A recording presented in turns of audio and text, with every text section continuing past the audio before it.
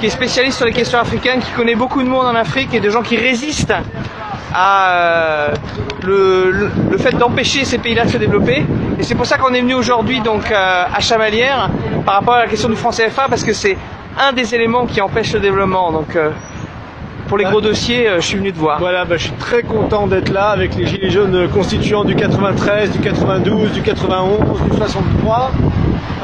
Puisque aujourd'hui on est venu dénoncer ce qu'on appelle la servitude monétaire, et c'est-à-dire que on va citer tout de suite PMI, parce que le mouvement des Gilets jaunes à la base est un mouvement de contestation. Aujourd'hui le mouvement des Gilets jaunes est devenu un mouvement d'éducation. Et donc on a beaucoup de vidéos qui circulent pour éduquer les gens sur la dette, sur la création monétaire, sur l'oligarchie, sur le pouvoir de l'argent. Et on va commencer par éduquer les gens à lire ce livre. Twinjang Puemi, en 1979, dénonçait déjà la servitude monétaire imposée par la France, le Trésor public français, la France-Afrique, sur les 14 pays qui sont concernés par le franc CFA. Et il disait à l'époque, en 1979, que la France, notre pays, le pays des droits de l'homme, était le seul pays à avoir réussi l'exploit de maintenir sa monnaie, et rien que sa monnaie, dans des pays politiquement libres. C'est-à-dire que des pays qui s'étaient battus pour leur indépendance, qui s'étaient battus pour leur souveraineté économique, pour se développer, pour se libérer de l'héritage colonial qu'ils avaient subi, accédaient enfin à l'indépendance et voulaient une indépendance monétaire. Le problème, c'est que, comme le dit Puemi à l'époque, ils n'ont pas eu l'indépendance monétaire. Il y a une servitude monétaire qui a été mise en place par le franc CFA, le franc de la communauté financière africaine, qu'on appelait à l'époque le franc des colonies françaises d'Afrique, donc ce qui était clair. Et il disait que la question monétaire était un phénomène social par essence, car qui ne contrôlait pas sa monnaie ne contrôlait pas sa politique. Ah oui. Et ce que disait Puemi en son temps, c'est que faute d'accorder justement à la question monétaire et à la souveraineté monétaire le droit qui lui revient, l'Afrique infligerait à ses enfants et à ceux qui n'étaient pas encore nés les pires atrocités. C'est ce qu'on voit aujourd'hui avec les pays d'Afrique de la zone francophone qui ne sont pas développés. Donc je vous invite vraiment à découvrir ce livre. Voilà, Monnaie, servitude et liberté, publié en 1979. Malheureusement, le professeur Puemi est mort assassiné dans des conditions extrêmement troubles en 1984. Voilà, c'est lui, Joseph Puemi, qui a été le précurseur, qui était de la Méditerranée. Voilà, économiste camerounais, qui a été un des premiers à comprendre le problème. Et il appelait le Fonds monétaire international le fonds de misère instantané. C'est-à-dire que tous les pays qui passaient sous les fourches codines du Fonds monétaire international étaient réduits à la misère. Donc pour ceux qui ne connaissent pas, parce qu'il faut à la fois éduquer les Africains, mais éduquer les Français qui connaissent très peu cette question du franc CFA. Tout à fait. Aujourd'hui, et donc juste, excuse-moi de t'interrompre, je rappelle et je montre la banderole. Je reviens tout de suite. Hein. Je rappelle, voilà. Bon, la banderole là, messieurs. Alors effectivement, oui, nous les Gilets jaunes constituants de l'Essonne, du 93... Voilà, franc CFA euro égale esclavage, récupérons la planche à billets. Donc il y a un combat commun. C'est exactement ce que vient d'amener donc Sébastien. Les discussions ont lieu avec les employés, avec les passants, vous voyez. Donc Sébastien, je reviens à toi. Donc c'est juste pour montrer la banderole, franc CFA euro égale esclavage, récupérons la planche à billets. C'est-à-dire il y a un combat commun entre le franc CFA, contre le franc CFA, mais aussi contre l'euro, qui est le point dénominateur commun, la servitude monétaire. Exactement, mais revenons d'abord sur la question du franc CFA, pour les gens qui ne connaissent pas cette question. Il faut savoir qu'aujourd'hui, on a 14 pays africains qui sont sous tutelle financière du Trésor public français. Ces pays sont les suivants: Bénin, Burkina Faso, Côte d'Ivoire, Guinée-Bissau, Mali, Niger, Sénégal, Togo, Cameroun, République centrafricaine, Congo. 200 millions de personnes qui sont sur curatelle financière, ce qu'on appelle une curatelle financière. Ils ne contrôlent ni leur monnaie, ni leur crédit, ni leur budget, ni leur déficit. C'est comme si, en France, voilà, quelqu'un possédait votre carte bleue et qu'il allait l'utiliser et vous donner 20 € ici, 20 € là pour pouvoir aller faire vos dépenses. Donc voilà la situation dans laquelle on se trouve, avec des situations terribles. Par exemple en France, il faut savoir que plus de 60% de l'électricité qu'on utilise vient de l'uranium du Niger, par exemple. Or, au Niger, aujourd'hui, on a 14% des gens qui ont accès à l'électricité.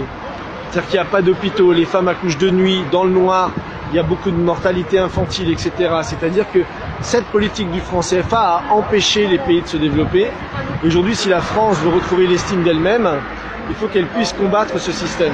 Et il en va que les Français et les Africains, il y a beaucoup de la jeunesse africaine est en train de se lever contre le franc CFA, mais elle a besoin de la jeunesse française qui, elle, souvent n'est pas au courant de ce système. Ça, c'est important. Voilà, la jeunesse française qui non seulement doit aider pour des questions d'ordre simplement de justice, de libérer ces pays-là de la curatelle financière, et comme tu le disais Yannick aussi, de se libérer nous-mêmes de la curatelle de l'euro. On a un ennemi commun, l'État profond, l'oligarchie financière. Elle n'a pas de frontières, elle est mondialiste, elle est aussi bien présente en Afrique que chez nous en Europe. Exactement, d'ailleurs, ce que dénonçait Chun-Jang Kwemi sur le franc CFA, ça vaut aujourd'hui pour l'euro. Son existence à l'euro ou au franc CFA dépouille les États de leur souveraineté monétaire.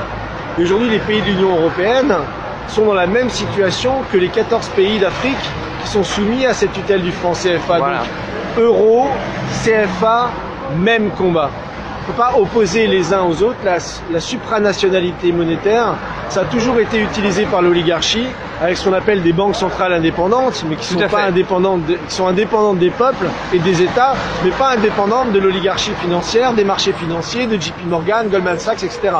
Donc on est dans le même combat et c'est le message qu'on est venu dire ici à Chamalières.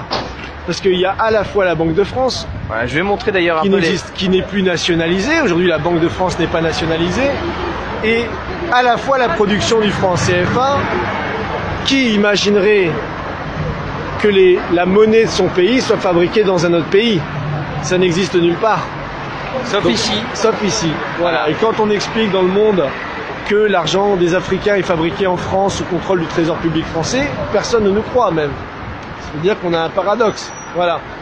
Donc, on est venu pour dénoncer ça, pour dénoncer la répression monétaire que dénonçait Kwemi. Je vous montre la carte. Voilà.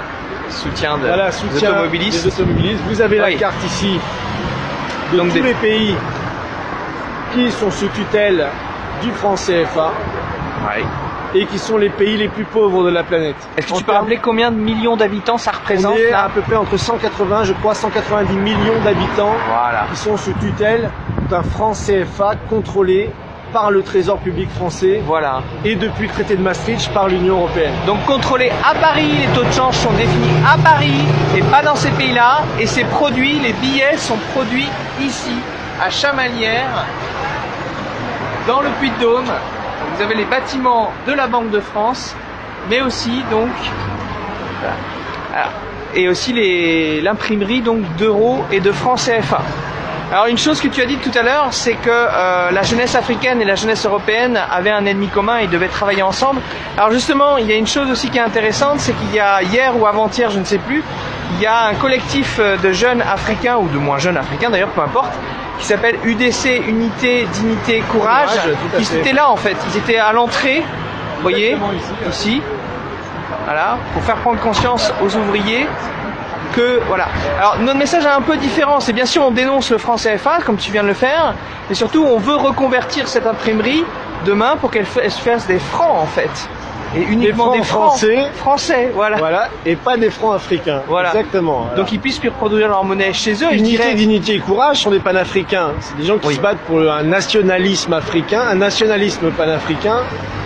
Et donc se battre pour que justement ils puissent avoir la souveraineté monétaire. Parce que, comme on le sait, si l'État ne contrôle pas la monnaie, on ne le répétera jamais assez, c'est la monnaie qui contrôle l'État. Donc aujourd'hui on a nombre de groupes africains, dont Unité, Dignité et Courage, le collectif pour sortir du franc CFA. On a de nombreuses pages Facebook que vous pouvez aller suivre sur Internet qui font de la pédagogie là-dessus. Voilà. Or, en France, la question du franc CFA, on se rend compte qu'elle est quasiment inconnue, qu'elle n'est abordée par personne. Et donc, il n'y a pas la volonté pour les Français de se dire, bon voilà, on a fait une erreur, maintenant on va arrêter cette erreur et on va aller de l'avant et travailler avec nos amis africains, la jeunesse africaine. Et la bonne chose, et je pense que c'est très important que les Gilets jaunes soient là parce que les choses évoluent. Et j'aimerais vous lire, ça va prendre 2 minutes, mais c'est l'initiative qui a été lancée par des économistes